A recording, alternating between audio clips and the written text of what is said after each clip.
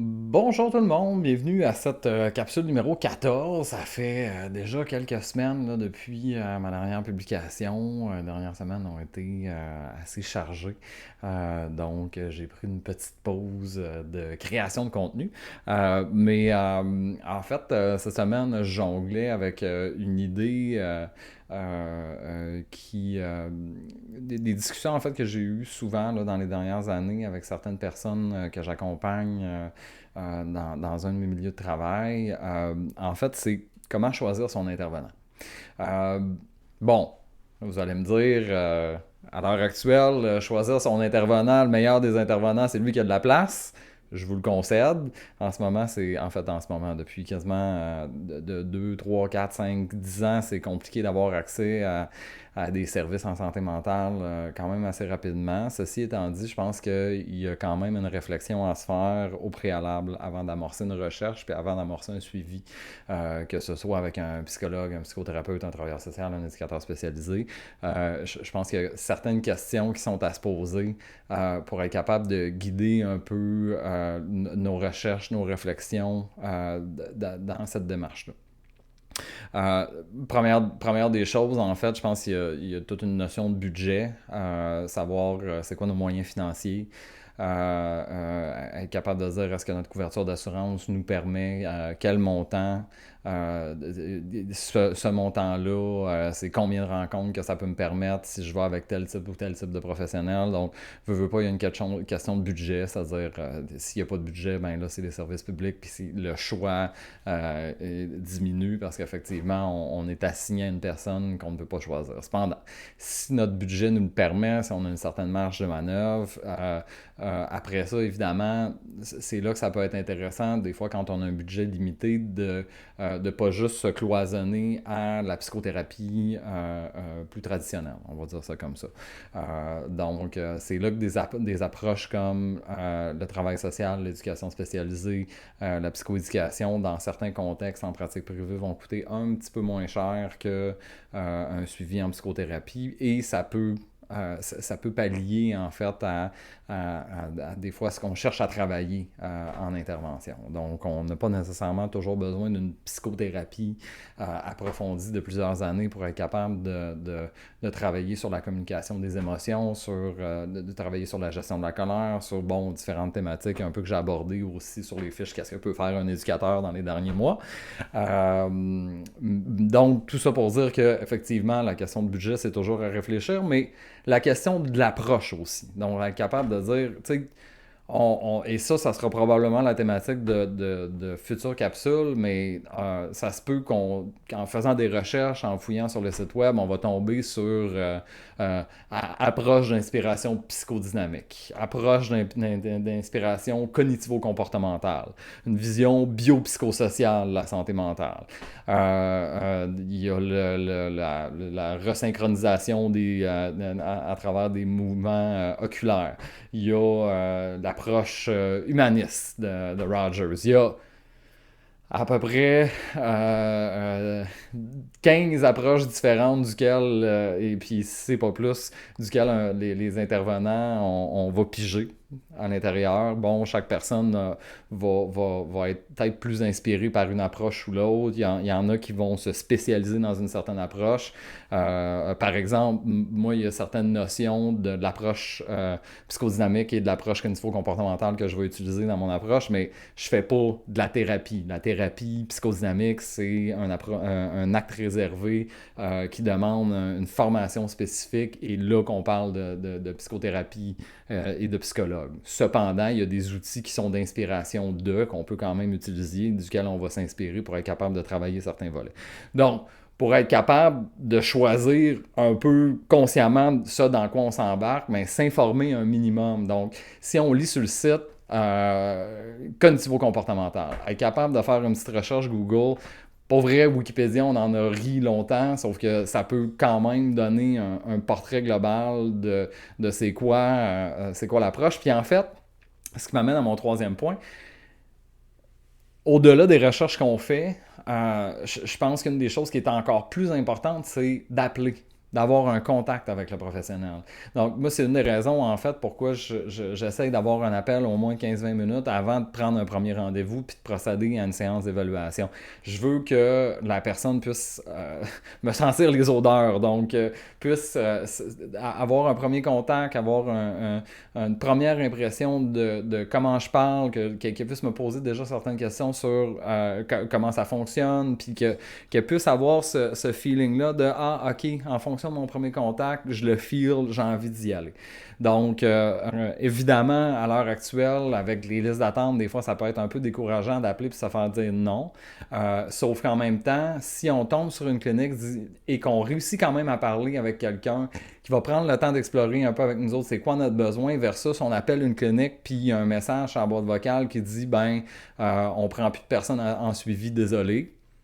Ça va orienter un peu notre choix aussi. C'est-à-dire que la chaleur humaine, la connexion, la manière aussi, est-ce que c'est l'intervenant directement qui répond ou c'est une secrétaire qui sait pas exactement c'est quoi l'approche ou c'est quoi les services.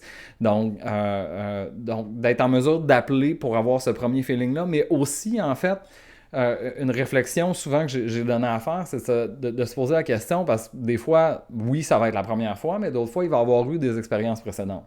Donc, d'être capable de réfléchir, de se poser la question, OK, ça serait quoi l'intervenant parfait ou l'intervenante parfaite? Donc, quel genre? Donc, quelle spécialité?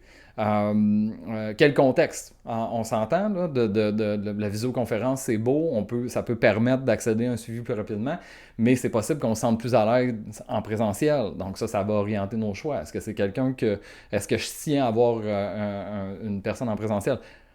La différence d'âge. Donc, des fois, ça peut jouer. C'est-à-dire que des fois, d'avoir quelqu'un qui est plus proche en âge de nous versus d'avoir quelqu'un qui est un petit peu plus vieux, ça peut sécuriser certains. Au contraire, d'autres personnes, la proximité peut permettre de développer un lien plus facilement.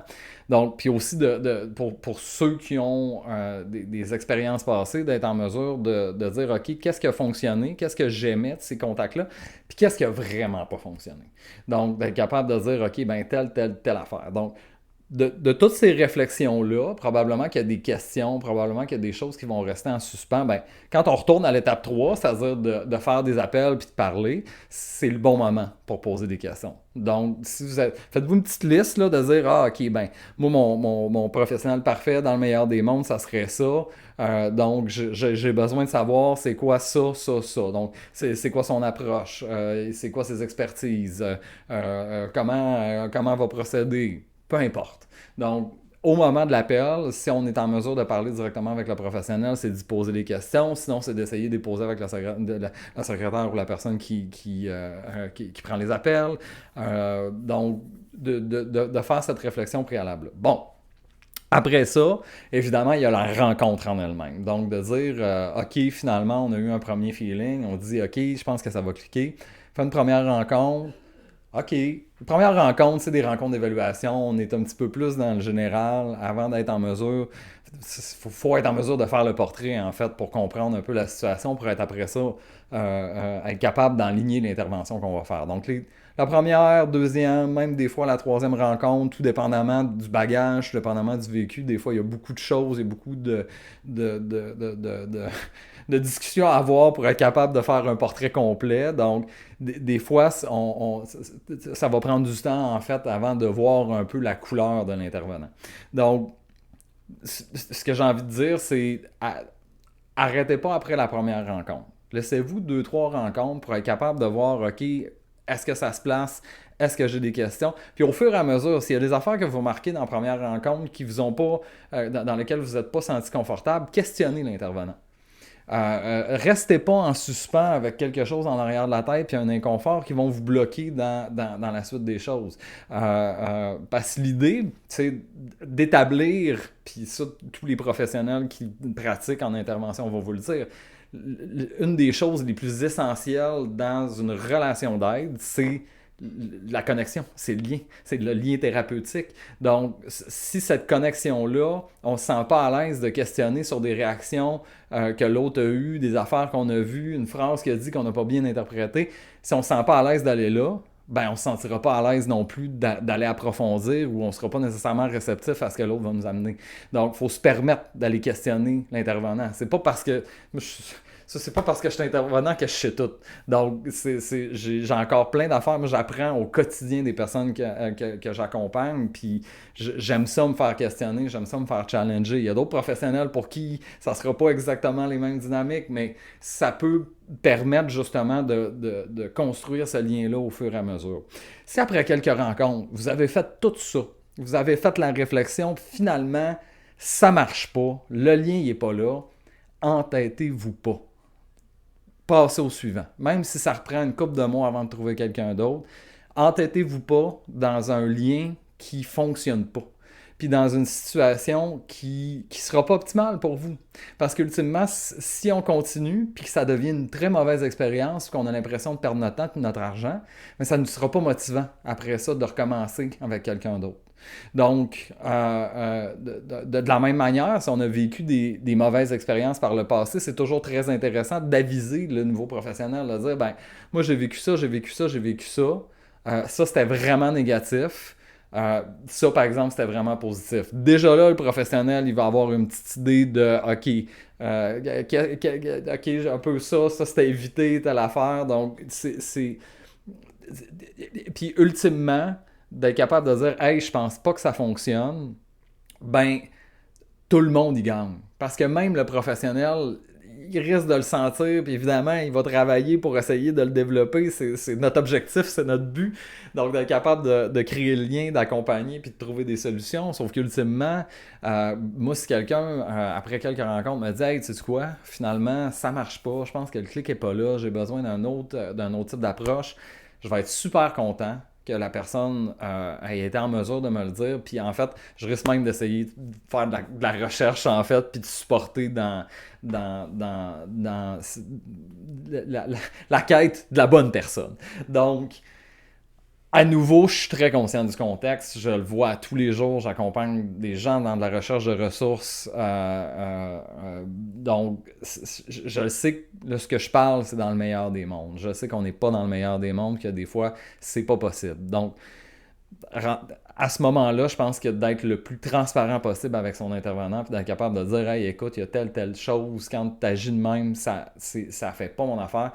Rendu là, c'est à l'intervenant de s'adapter et de s'ajuster. Surtout si on est dans un contexte de service public ou on est dans des contextes à bas coût où vous n'avez pas le choix d'être là. Donc, parce que si vous le gardez puis l'intervenant ne peut pas se réajuster, ben ça va être une mauvaise expérience pour tout le monde en bout de ligne. Donc, voilà, je sais que c'est pas évident des fois de se partir, de partir à la recherche puis de savoir où trouver un professionnel. Ben, sachez que déjà, juste avec les sites des associations, des ordres professionnels, la majorité, donc que ce soit les psys, les TS, les éducateurs spécialisés, les sexologues, les psychoèdes, tous les sites, il y a des moteurs de recherche directement sur les sites avec des gens qui sont accrédités, qui ont leur membership. Sinon, il y a des plateformes comme Index Santé qui c'est des répertoires de ressources. Une recherche dans Google, des fois aussi, ça peut fonctionner, mais de passer par des plateformes où on peut s'assurer un peu du background, de la certification du professionnel, c'est encore mieux. Donc voilà, écoutez, j'espère que... c'est c'est un peu étrange comme capsule, c'est-à-dire qu'il y a peut-être des gens qui sont à la recherche qui voient cette capsule-là puis se disent Mon Dieu, j'avais pas pensé à tout ça. Hey, tu sais quoi, finalement, lui qui vient de faire la capsule, c'est pas exactement ça que j'ai besoin comme approche.